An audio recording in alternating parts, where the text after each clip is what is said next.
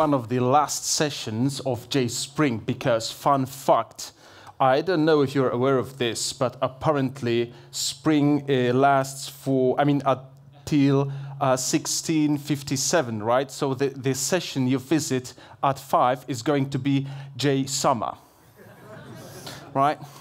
Very nice, very nice. So we've done this. Yeah, this is the slide. How are you doing?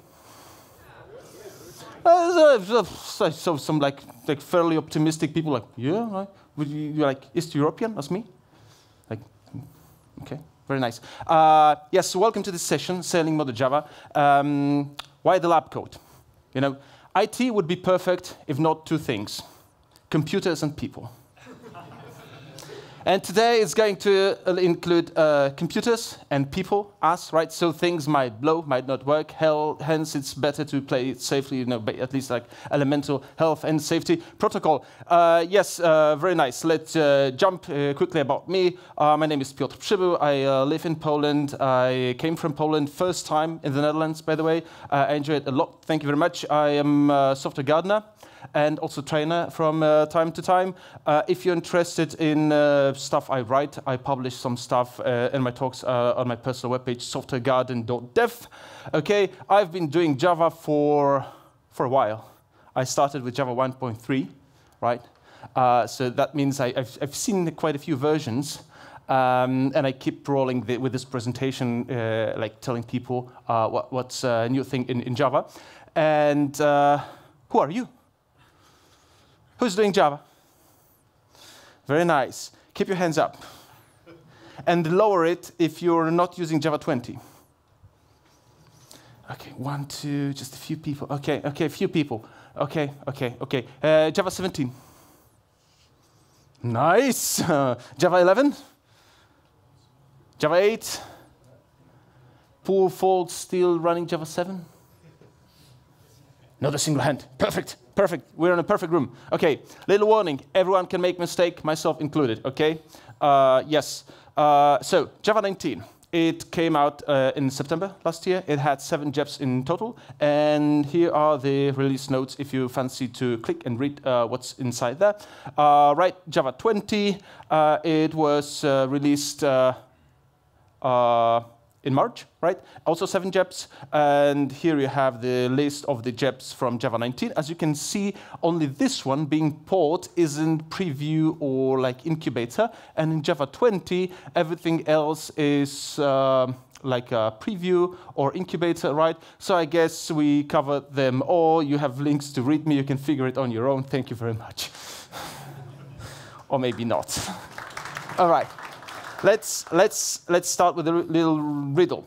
I mean, this presentation is going to be, I try to saturate it with demos as much as I can, and also fun fact, is going to be fast, right? So if you don't enjoy fast talks, it's still time to change the room. And if you're watching us on YouTube, you can select this 075 or something, right? So what this thing is going to print, assuming it's running on Java 20. Come on. 3, 2, 1.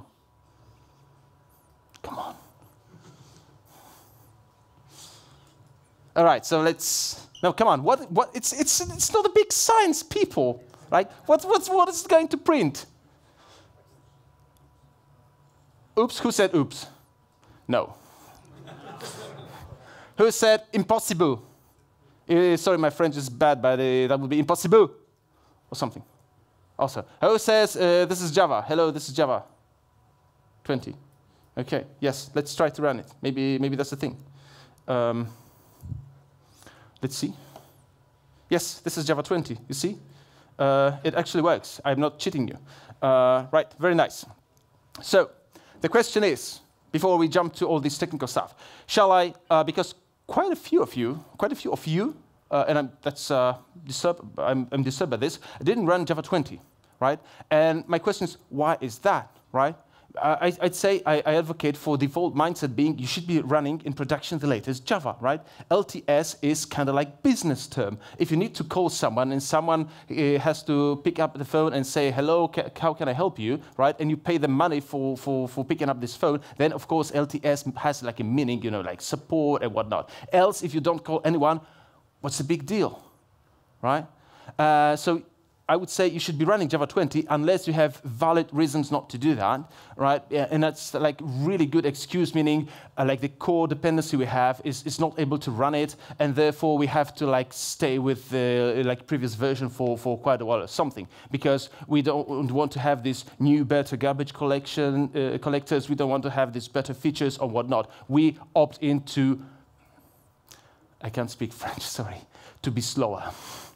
Yes. Really good excuses. And by the way, non-LTS doesn't mean like it's less tested, right? It's not monkey soft, it's not banana soft. It's just as good and as tested at every train that leaves this Java station or OpenJDK station every half a year, right?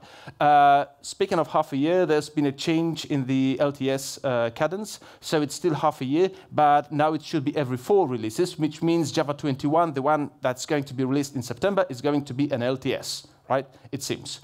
Right, so in short, what are the changes? I'm covering just Java 19 and 20, right, today. There are no new language syntax changes as a standard feature, right? There are changes to concurrency.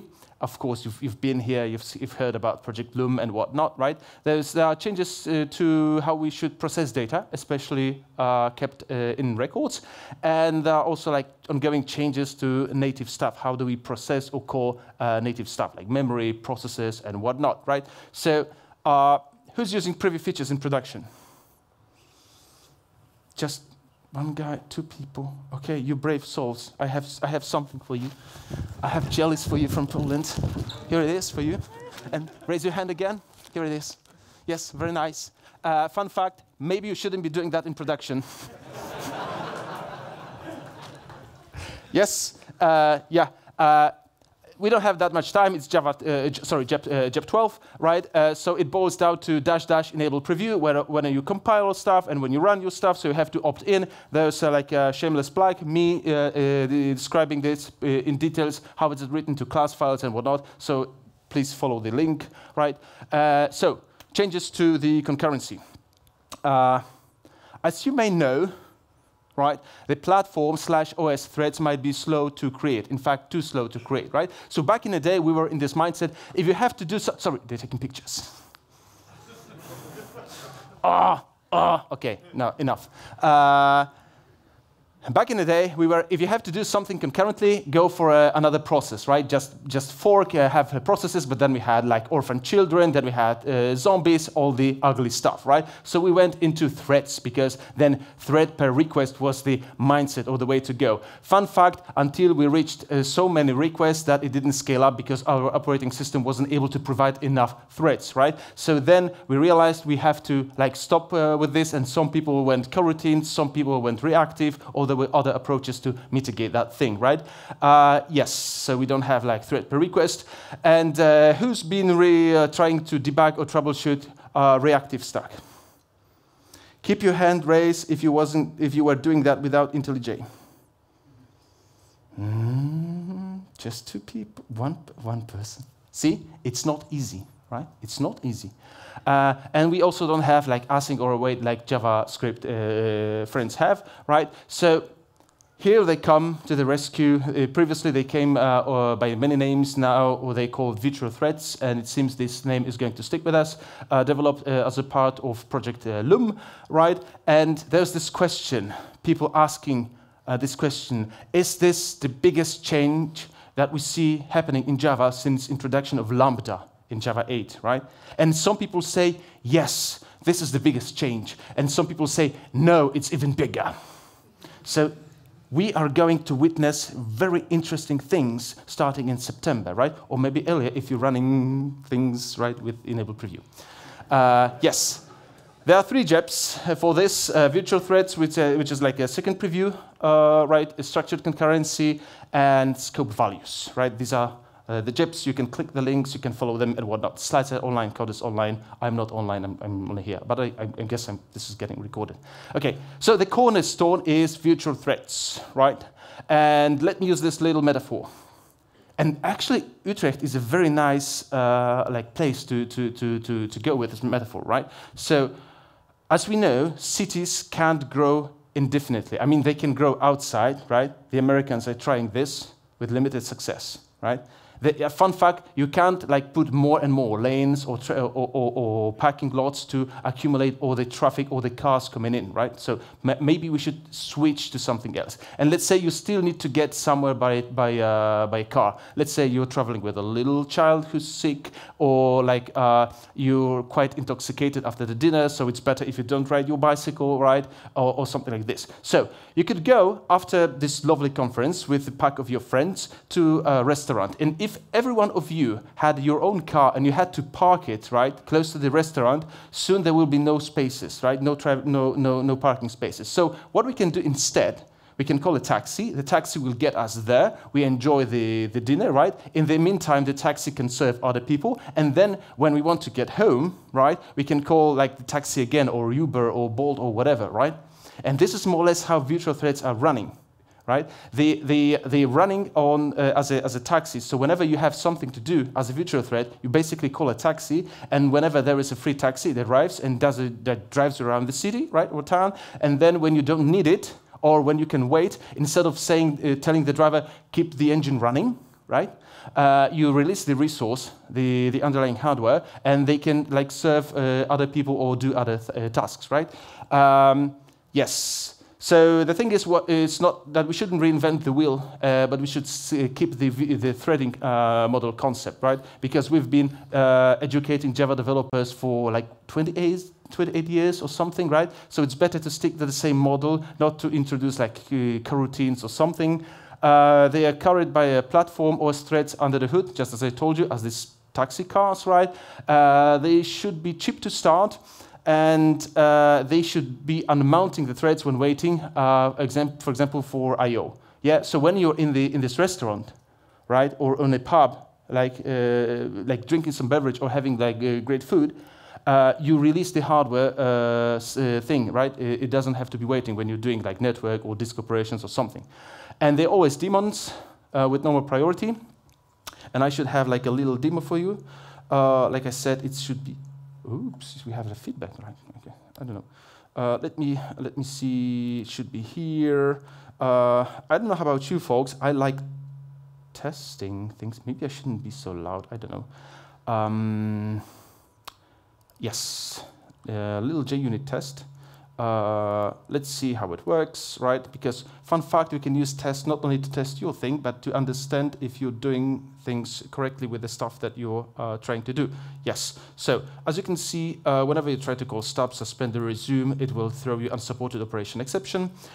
If you want it to be not daemon, it will tell you illegal argument exception, right? They always daemon. So if you tell virtual thread, hey, be a daemon, it says, yeah, sure, I'm a daemon. What a big deal, right? You can try to set a different priority. Still, it will fall back to a normal one. I mean, this is no op, basically.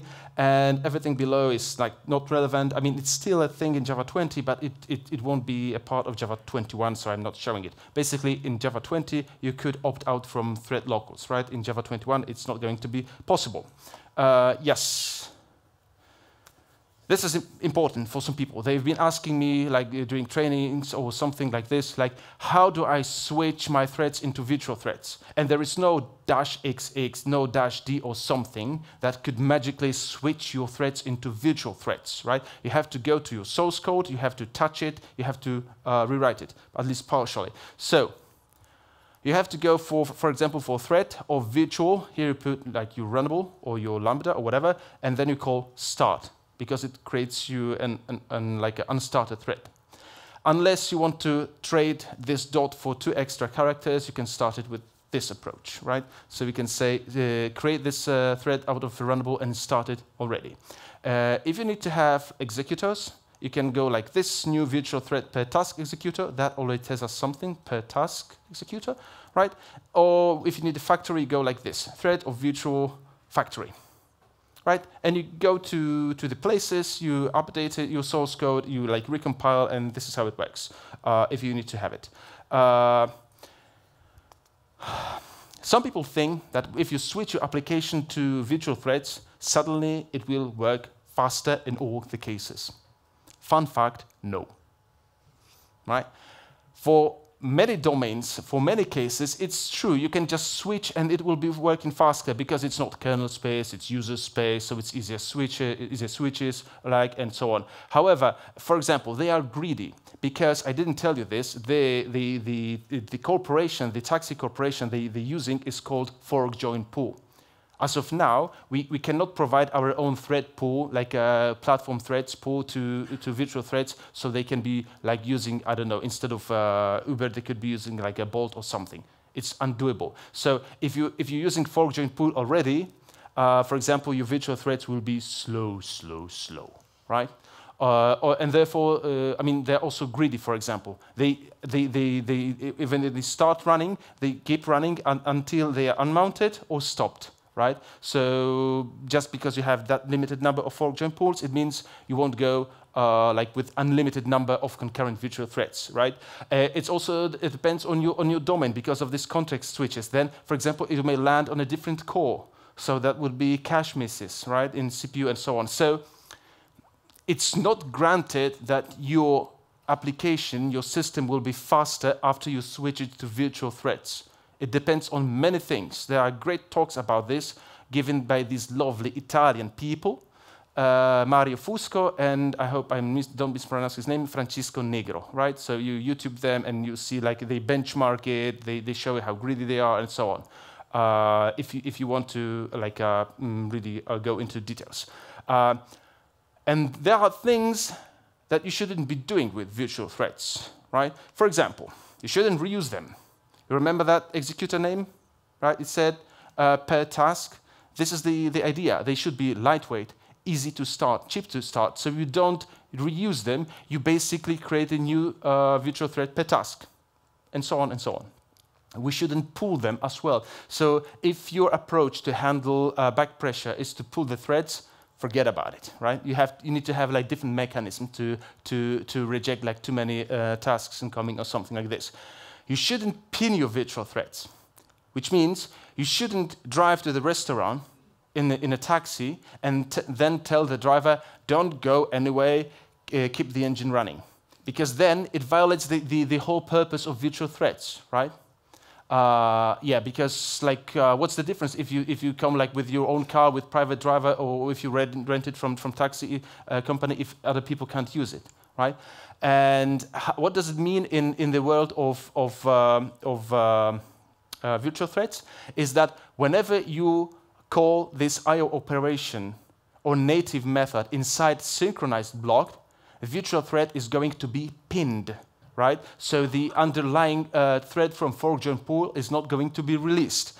And this would be a really unfortunate situation. So let's say you went a few slides back, so your perspective is this back, right? And then you switched to virtual threads, and now you deployed it to production, and it works, but somehow when the load increases, it doesn't work anyhow, right? Anymore. At least you see like performance downgrade. It's because you didn't test your software. Right, so you can see by the lid of my laptop, when I see like problems with Java systems, right, I usually prescribe more integration tests. Yes, and this is what we're going to do today. Let's say we have like a little Gritter microservice, and it's operating using HTTP server, client like this, right?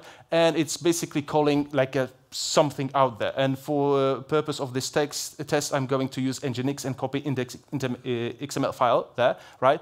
Just so my client can call and grab this index file and do something with it. I don't know, count the characters. It doesn't really matter, right? What I want to do is I want to ensure that when this HTTP client is run using virtual threads, it's not pinned, right? I don't tell the driver, keep the engine running. Right? And how do I test that? With test containers, it's quite easy, because then you can employ taxi proxy, and you can say that, hey, this network trip should be taking half a second, more or less, right? And we put everything in test containers, right? This is how it works. So, yes. How does it work? I have this index HTML file, like in here. Right? I'm creating nginx container, and I'm putting the XML file in there, and I'm also creating toxic proxy container with this thing, and then I'm starting both of them concurrently, right? I'm just I'm building the how my stuff works in production, basically, with real network, sort of. And then I say this is going to be the proxy, and I intoxicate the connectivity inside that, or using that proxy to say it's going to be half a second plus minus 50 milliseconds, right? As for the jitter. And then I start one more container. So I'm starting Java 20 container. I put my jar in there, and then I start this container as well. And then I get from the proxy. Sorry, let's go here. From the proxy, I get the original port, right? And I pass this parameter to the stuff I'm running inside this Java container, right? Inside this thing, where it should call. So we should basically call this index.html this way, right? And then I expect it to return 0 and not to have onPinned, because if you start your Java program with this thing, and you say full, then it will print you also the stack traces where when you're telling your driver keep the engine running, basically, right? So let me run the test. Okay, it was running before, as you can see, but let's run the test, right? Let's see, any dad jokes anytime? I mean, anyone in that time? Right? How many telemarketers do you need to change a bulb? Just one, but they do that when you have a dinner.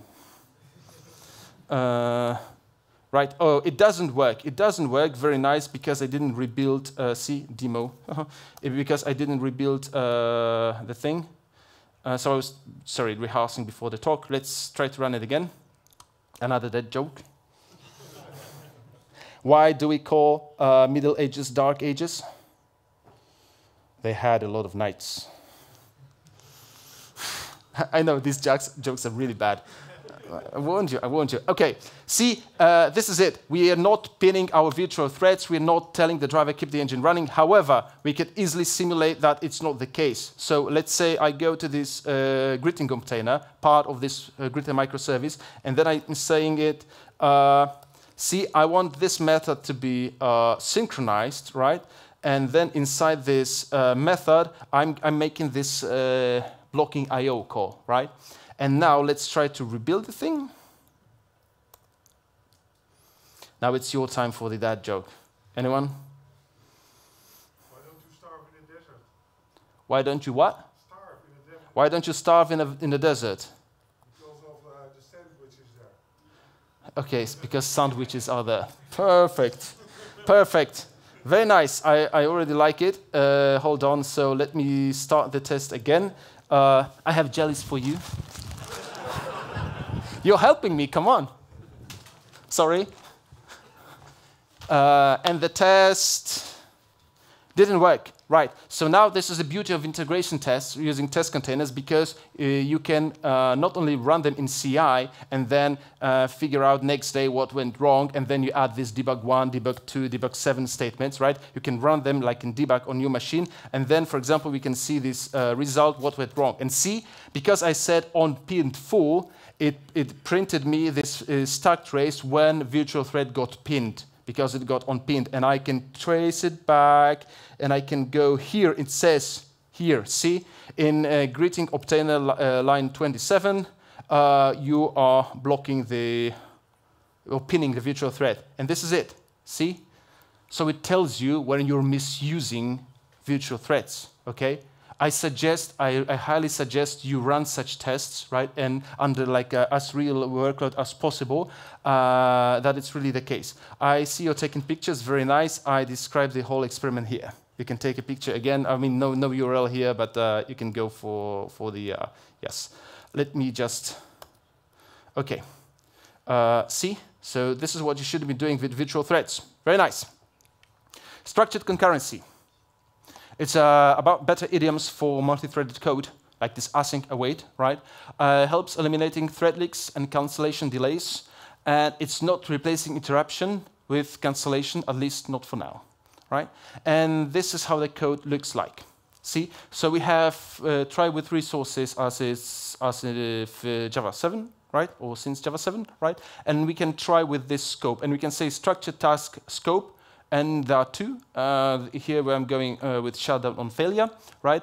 And I'm calling to microservices. Microservice that should give me names and scores, and then I join for this scope, meaning I'm waiting for both of these to be ready, or both of them to fail, right? And then I'm saying throw if failed, and then I get the result and I combine the result. Let's say you have to display like a scoreboard, right? Like a proper, like on the stadium, right? Or something, and you have like athletes in a race or something. So there's one service to give you their times and one service to give you their names. You combine the results, right?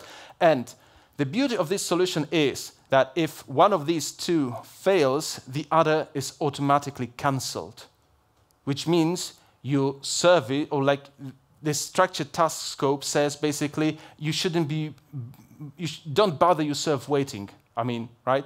Because if any of you fails, then it means that the whole procedure is like doesn't make any sense anymore, right? This code looks quite similar to futures. We could try with futures, right? But then if you do that with futures, you'd have to manually subscribe one to another so they cancel themselves, right? If one of them fails. And it's quite, it's doable if you have just two, right? Because it's one and another, so you have two cancellation calls, right? What about 4 futures? Things get different, right?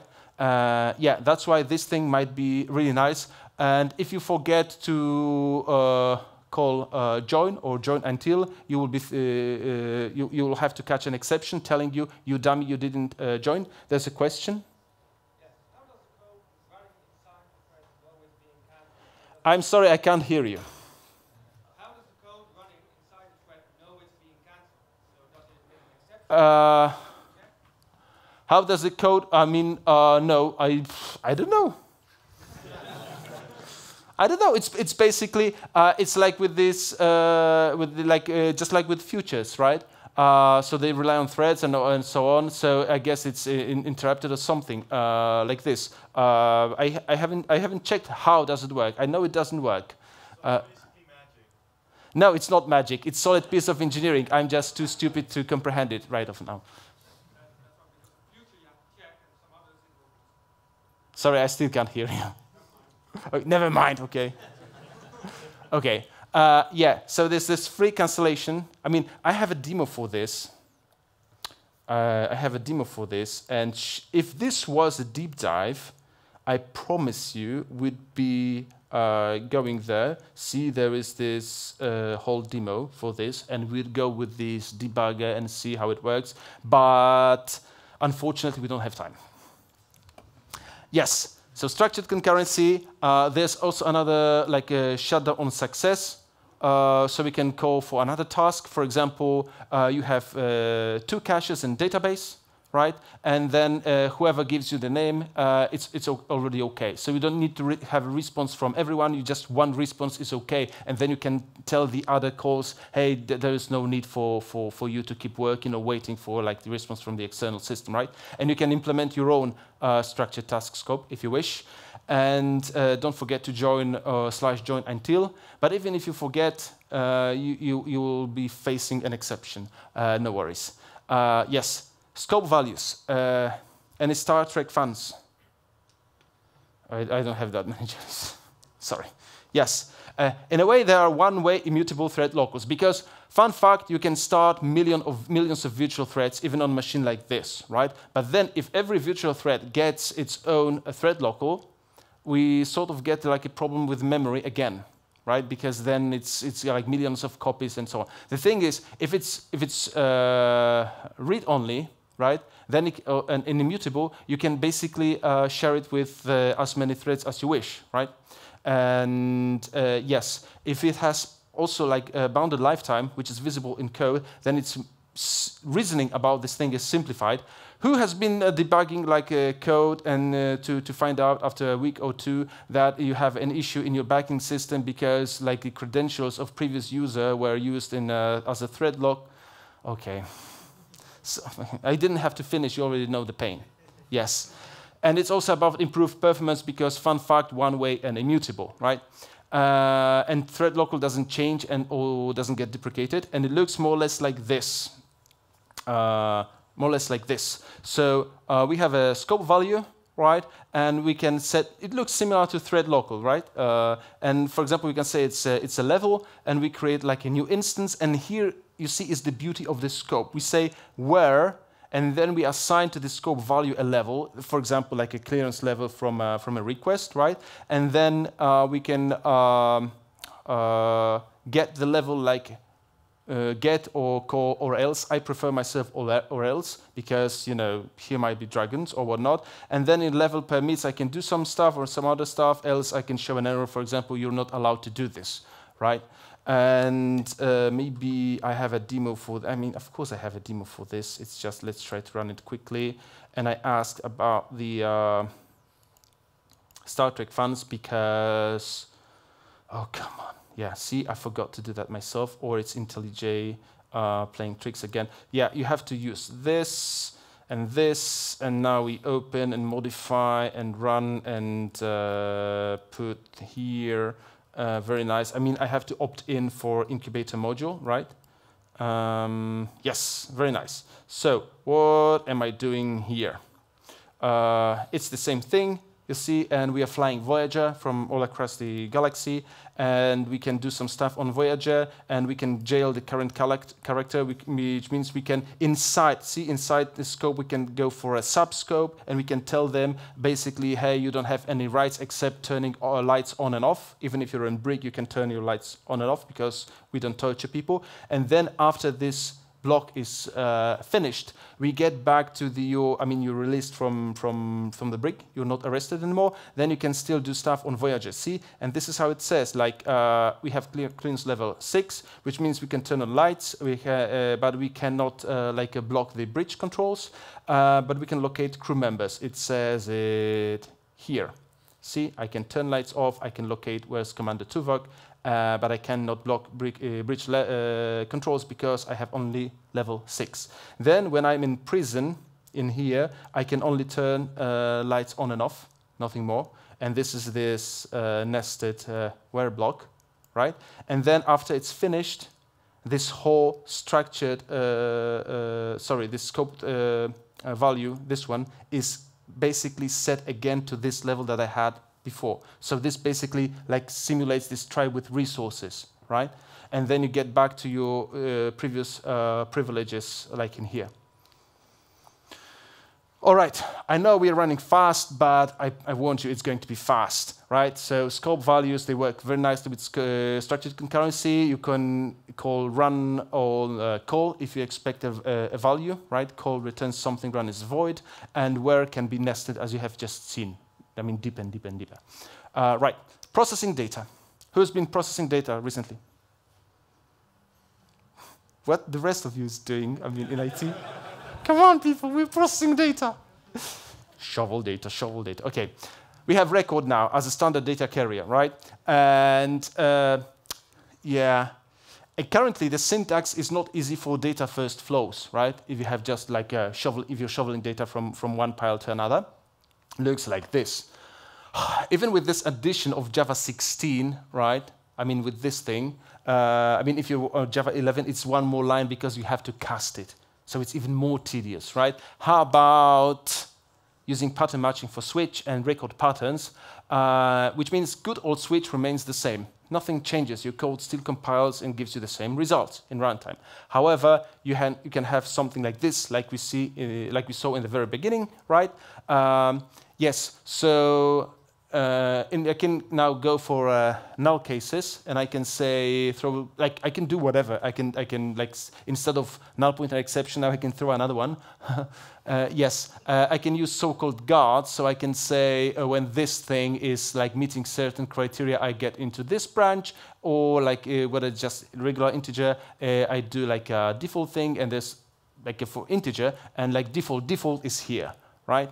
So it's easier. It's not colored because JavaScript is dumb and doesn't recognize the syntax. Sorry. No, it's not dumb. It's just a plugin. Come on. So switch can be now more null-friendly, which means you don't have to put this if null do something and follow it by the switch, right? Now you can just add case null. Switches can now handle objects, as you've seen, not just primitives. Dominant cases aren't allowed by the computer, meaning in that previous example, I couldn't put the case with checking if it's at least 17 below regular integer, right? It's just like catching exceptions. You know the drill, right? Yes, cases can contain guards, and sealed classes don't need defaults. That's why sealed classes interfaces are very neat. And pattern matching doesn't work with primitives, at least now. I mean, you can go for auto-boxing, but it's auto-boxing, performance penalty, and so on. And it works both for switch expressions and instructions, right? And pattern matching doesn't allow following through, and it makes absolute sense because it's just like catching the exceptions. If you catch an exception of type X, what would you expect it to follow to like a branch when you catching another exception, right? Sort of the same approach.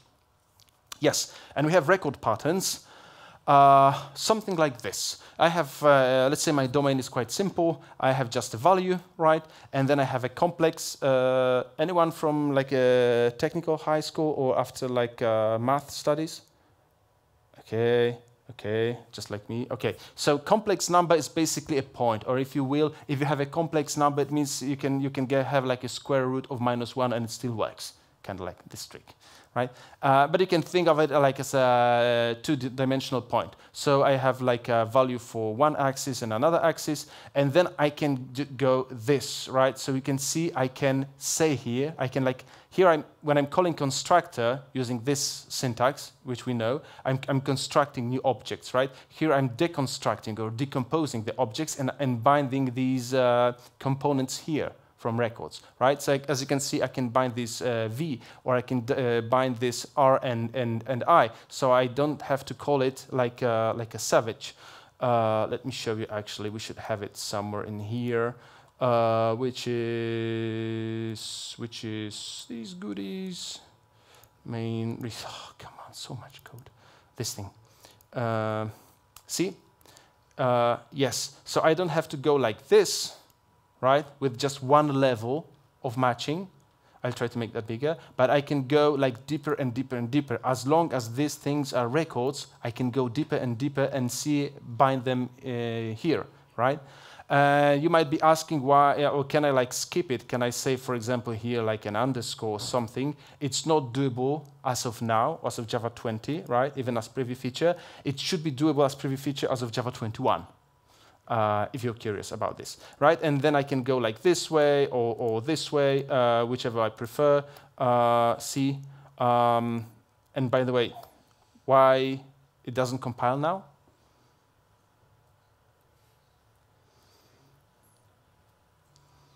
Yeah, because this case is dominated by this case, exactly. So it's the rules of the pattern matching, right? That's why it doesn't work, obviously. Yes. All right. We still have a few minutes left. These sessions are way too short. Okay. Record patterns allow deconstructing records. Who's doing Scala?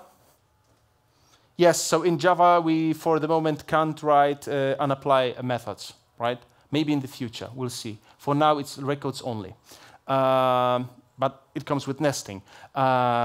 Yes, and it works, as you've seen, with ifs and switches, all right? So not only switches. And now let's go for the last part, which is calling native stuff, which should be safe, right? Not unsafe. Because people were using unsafe like crazy, and somehow they didn't see the big warning like, dude, this is unsafe, right? They were using it.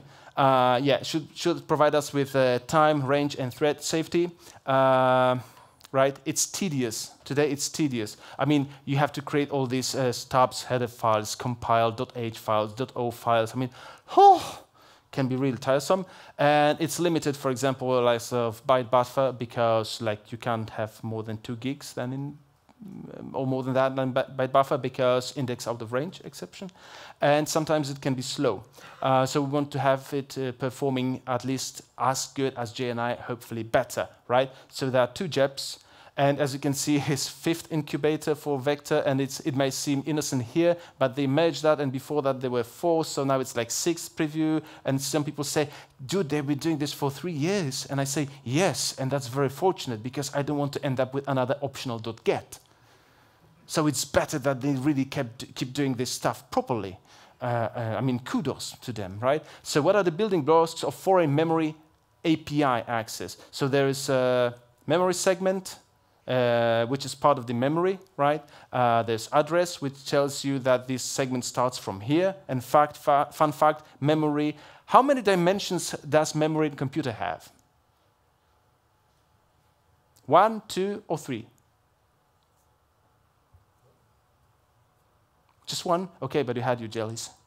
Yes, you're right. Only one dimension. It's if they draw you like a computer memory like this, like a table, they're lying.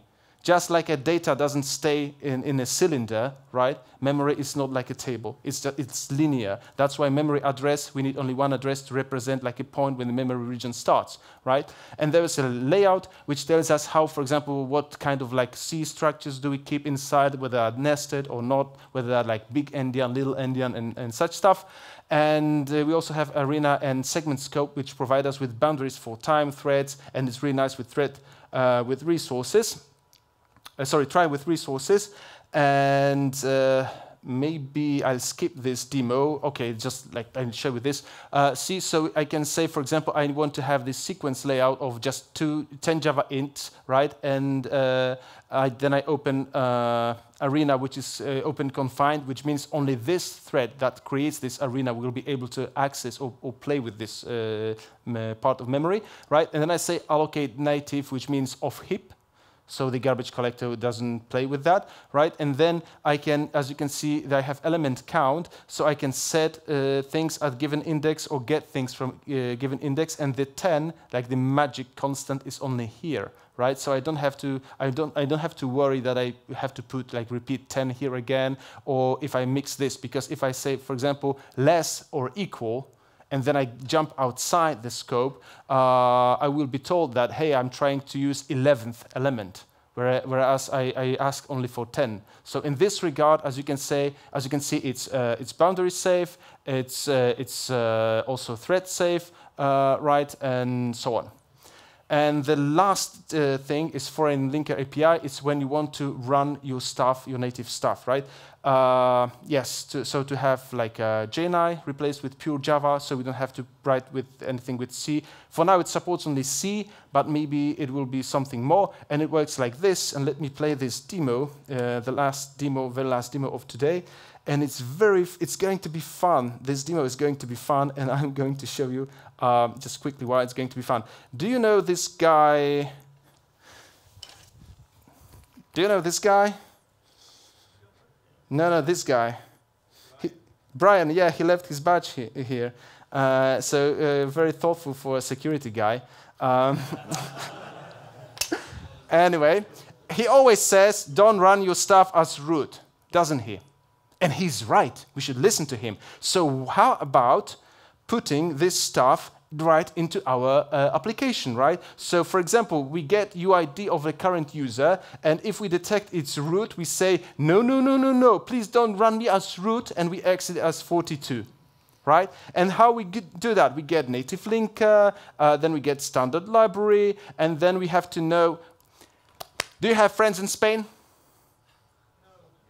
Some people have. You should be friends with at least this one Spanish guy called Manuel. Really. You contact Manuel, and Manuel tells you this function is called getUID, right? And then we say that when we call this function, it will give me Java short, and then I create so-called downcall handle, and I invoke this handle. That gives me the UID, basically, right? And when I run this thing, I can check if I'm running this as root or not. Right, yes, it says running with UID 1000, so we're good to go. I'm not running it as a root, right? Very nice. And if you don't have Linux like I do, you can go for this test using test containers, right? And you can run it in a similar fashion on your Mac or Windows machine. You can see that then you can check if you're running things as root or not, right? So this is a very convenient way to call native stuff. For example, yes, some little trivial varia, there are changes or updates to garbage collectors. So even if you have Java 8 application, for example, this jar, right? You don't have to rewrite your code. You don't even have to recompile it to have like a new jar. You can start it on a new JDK. and you will get the benefits of these updated garbage collectors and also like CDS archives and other stuff, right? Yeah, this thing. So we have Java, in Java now Unicode 14 and 15 implemented because apparently we need more emojis. And turns out for years we've been writing to system like standard output and standard error like savages. We didn't know what encoding that was. Now we know, right? You can just get the system properties and you'll know. There are more time date formats. There are new methods to create pre-allocated hash maps or hash sets. If you know that your hash map is going to be 1,000 elements, you can already create it that big, so it doesn't have to grow when you add it, and doesn't have to be garbage collected and like copied and whatnot, right? Yes, some stuff got deprecated, like constructors of locale and URL, and some stuff get removed. For example, when you now call in thread suspend, resume, and stop, they will throw you unsupported operation exception. I mean, that was a stupid thing to do always, but now we get like a new exception.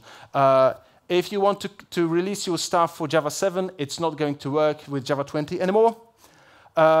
Some future stuff. So these are some of the JEPs. Java 21 is going to be huge. I'm not going to, I mean, it's going to be impossible to cover in like 3 quarters, believe me. This stuff is going to happen. It seems that virtual threads are going to happen in Java 21, right? So a big time for Java. And do you know this? Yes, you know, because you've been teaching people Java, right? And they always ask, why this ceremony? Why do I need this public and static? And what are these, right? And fun fact, now we'll be able to do that like this, right? And if you create this .javascript, even like this.